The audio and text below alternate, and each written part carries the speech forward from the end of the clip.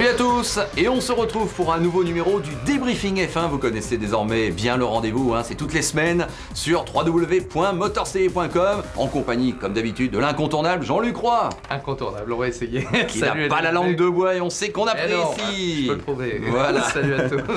Allez, donc aujourd'hui, spécial Grand Prix d'Allemagne qui a lieu dimanche prochain, la 9e manche. Je vous rappelle que pour poser vos questions, c'est soit sur le forum de Motors TV à la rubrique Monoplace, ou alors les questions vidéo. Vous vous inscrivez sur le groupe YouTube, le Débriefing F1. Alors Jean-Luc, dimanche prochain, tu seras donc mobilisé pour nous commenter ce Grand Prix d'Allemagne. Tu sais que c'est un retour au Nürburgring dans le cadre du Grand Prix d'Allemagne. C'est ça que je veux dire, le Nürburgring, on l'a souvent eu dans le cadre du Grand Prix d'Europe. Absolument. Depuis 85 même, on retrouve cette identité Grand Prix d'Allemagne au Nürburgring. Est-ce que ça t'inspire une réflexion ? Oui, c'est vrai que dans les pays où la Formule 1 connaît un essor et un succès formidable, et c'est le cas d'Allemagne, et on sait très bien pourquoi. D'abord parce qu'il y a 4 pilotes allemands, et puis donc il y avait 2 Grands Prix. Alors est-ce la conséquence ou est-ce au contraire une des raisons ? Il y a une alternance entre Hockenheim maintenant et Nürburgring. C'est vrai qu'ils ont la chance d'avoir 2 beaux circuits qui se battent, même si il y a des petits soucis financiers également. Et il y a des constructeurs évidemment, et puis n'oublions évidemment pas Michael Schumacher qui a fait beaucoup pour la Formule 1 en Allemagne, et c'est tout à fait normal. Donc maintenant on attend évidemment, après les victoires de Vettel, on attend un nouveau champion du monde allemand, peut-être dans pas trop longtemps. Alors deux questions quand même pour compléter sur ce Nürburgring qui va accueillir ce Grand Prix. Comment juges-tu le tracé ?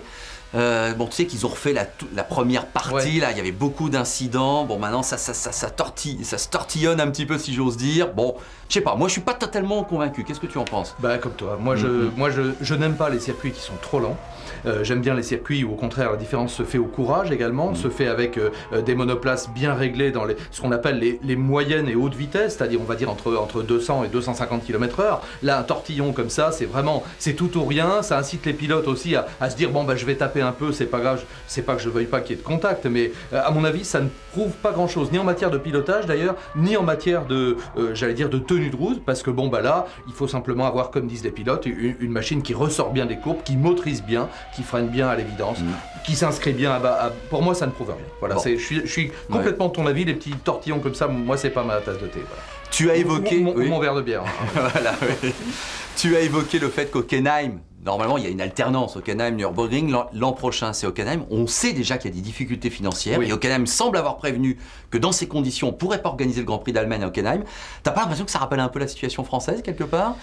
Oui, j'espère que ça n'ira pas pour eux jusque-là, parce que le Grand Prix d'Allemagne, pour moi, fait partie des traditions, comme le Grand Prix de Grande-Bretagne. Enfin, on va pas tous les citer parce qu'on va en oublier, mais quand même Spa, Monza, l'Espagne, la France, bien évidemment, et Monaco. Ça, c'est vraiment le creuset de la Formule 1. Donc, moi, je déplore là aussi peut-être que des organisateurs n'aient pas les moyens maintenant d'organiser. Le problème, on le sait très bien, c'est la manne financière qui échappe totalement à l'organisateur. Faut jamais l'oublier. C'est-à-dire qu'un Grand Prix ne peut avoir lieu que s'il y a des institutions, soit politiques, soit les régions, soit qui mettent beaucoup d'argent, parce que le seul moyen d'équilibrer, et équilibrer c'est impossible en tout cas, d'avoir de l'argent, c'est les entrées des spectateurs, puisque et le nom générique du Grand Prix. Oui. Tout le reste, je dis bien tout le reste, c'est FOM, FOA. Donc le problème, il est là. C'est peut-être un rééquilibrage à terme des recettes générées par la Formule 1, des recettes de la télévision, des recettes des sponsors, puisque vous avez bien tous remarqué que quand on regarde un Grand Prix, comme par hasard, ce sont toujours les mêmes annonceurs, parce qu'ils achètent directement à la FOM et FOA la totalité des images. Donc on voit les mêmes annonceurs, bien cadrés, on voit ça partout. Bon, moi je trouve dommage qu'il n'y ait pas une redistribution. On en discute au niveau de la FOTA, naturellement, pour que les écuries recueillent une part plus importante. On se rappelle, c'était 40%, on en est déjà à 60%, on irait vers 80%, je ne sais pas où ça va s'arrêter, ça c'est pour le moment dans le domaine du secret. Moi j'aimerais que les organisateurs et promoteurs locaux récupèrent une partie de la manne financière, de manière à avoir un équilibre financier. Voilà, c'est aussi bête que ça. Bon, écoute, JM30 là se posait la question par rapport à la France, là je t'avais aussi dit, là, en ce moment, il se passe pas mal de choses. L'Orphelin, c'est plus trop d'actualité. Sarcelles essaye toujours de se positionner. Manicourt se dit, mais on peut peut-être sauver la situation. Il y a le Paul Ricard. Bon, c'est toujours un peu nébuleux comme situation. Oui, je crois que l'intérêt, de toute manière, c'est Bernie qui va décider. C'est Bernie qui va dire, moi, je décide, donc je me mets d'accord avec le promoteur, parce qu'encore une fois, il faut rappeler qu'a priori, il y a un seul promoteur déclaré en France, c'est le groupe Lagardère avec Alain Prost. Donc ce promoteur, il est, si j'ose dire, itinérant. Il avait, on l'a bien compris, jeté son dévolu sur Flin et misé sur Flin. on peut dire aujourd'hui, allez, à 90 chances sur 100, je m'avance, que ça n'aura pas lieu, pour toutes les raisons que l'on connaît, écologiques, économiques, enfin, le président du Conseil général, voire politique. Donc ça n'aura pas lieu. Donc maintenant, il faut aller ailleurs, et surtout que le Grand Prix de France soit interrompu le moins longtemps possible. Si on pouvait en avoir un dès 2010, ce serait formidable. Alors, pour ce qui me concerne, moi, que ce soit à Magny-Cours, avec des aménagements, tiens, par parenthèse, l'autoroute arrive. J'ai eu des infos de ce matin, je te jure, ils sont en train de finir. Mais oui, mais c'est grotesque, ça c'est vraiment un drame à la française. Les 7 km d'autoroute, ils sont en train de les finir. C'est à hurler de rire, enfin bon, donc Magny-Cours, espérons. Le Paul Ricard, pourquoi pas, avec la nouvelle direction qui se déclare intéressée. Il y a un problème d'accueil des spectateurs. Je crois qu'aujourd'hui, on en est à 20 000 places assises. C'est encore un peu trop petit pour un Grand Prix de Formule 1. Mais bon, et puis les autorisations préfectorales. Alors, que ça ait lieu n'importe où, s'il vous plaît. Mais que ça ait lieu. Bon, allez.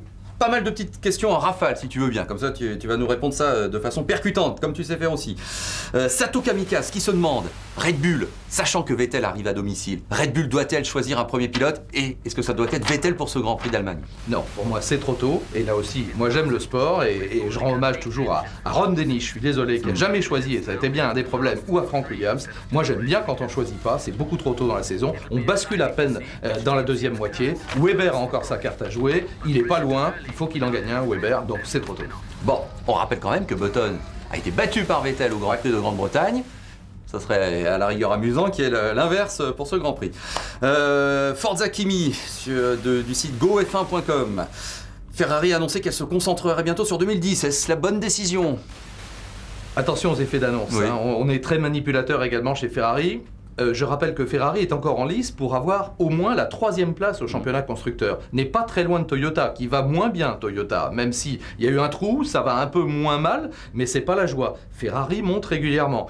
Effet d'annonce en disant non, calmez-vous, vous occupez pas de nous, on est déjà tourné. Mon œil. Quand on s'appelle Ferrari, et si on peut gagner des grands prix, et si on peut remonter au moins 3e au championnat, 2e, ça va être difficile, parce que Red Bull est tellement... Donc, à mon avis, ça va se jouer évidemment entre Brown et Red Bull pour la victoire, mais 3e place, mais oui, évidemment, c'est un effet d'annonce. Et la rumeur de la semaine, Mario 64 qui la relaye, Alonso pourrait-il remplacer Raikkonen chez Ferrari? Alors, Alonso chez Ferrari, au-delà de Raikkonen, alors, ça, oui, voilà.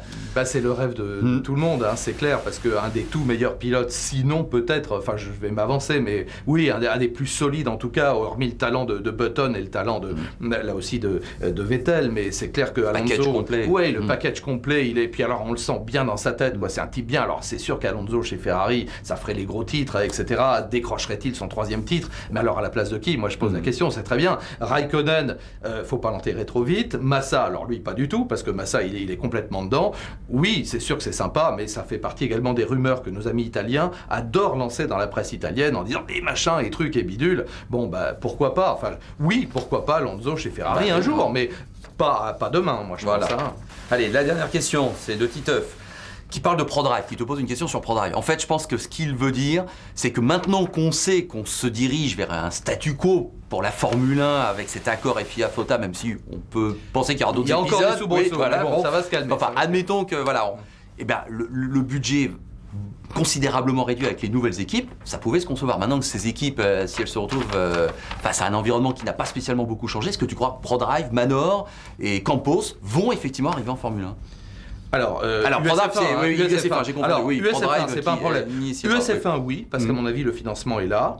Alors, tu sais qu'il y a des liens également qui ont été mis à jour, assez intimes, entre Manor, justement, et le président de la FIA. Ne voilà-t-il pas qu'il y a un personnage au milieu qui est très proche de la FIA et très proche de Max Mosley, qui a servi un petit peu de relais d'intermédiaire, et comme par hasard, Manor est sélectionné dans les 3 équipes. C'est ce qui se dit aussi, donc je continue. Et Campos, oui, ils vont venir quand même, parce qu'il y a également, au niveau de la FOTA, on a intérêt à avoir un plateau plus fourni, parce que là, 20, c'est vraiment trop peu, donc on a intérêt à remonter à 26 voitures et à avoir 3 écuries supplémentaires. Donc je pense qu'on aménagera les choses. Bon, faut pas qu'ils gagnent en arrivant, on est d'accord, mais enfin pour qu'ils aient leur place sur la grille. Oui, à mon avis. Bon, et ProDrive?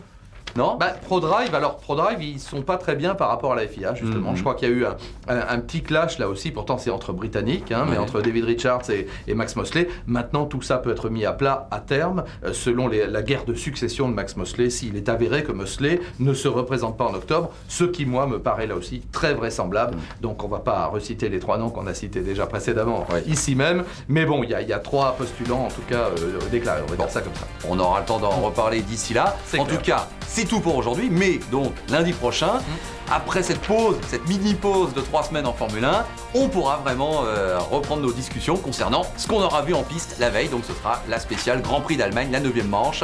Et donc on se retrouvera avec Jean-Luc avec beaucoup de plaisir sur motorstv.com dans le cadre du débriefing F1 que vous êtes de plus en plus nombreux à regarder. On vous en remercie. Allez, à la semaine prochaine. Salut à tous. Salut.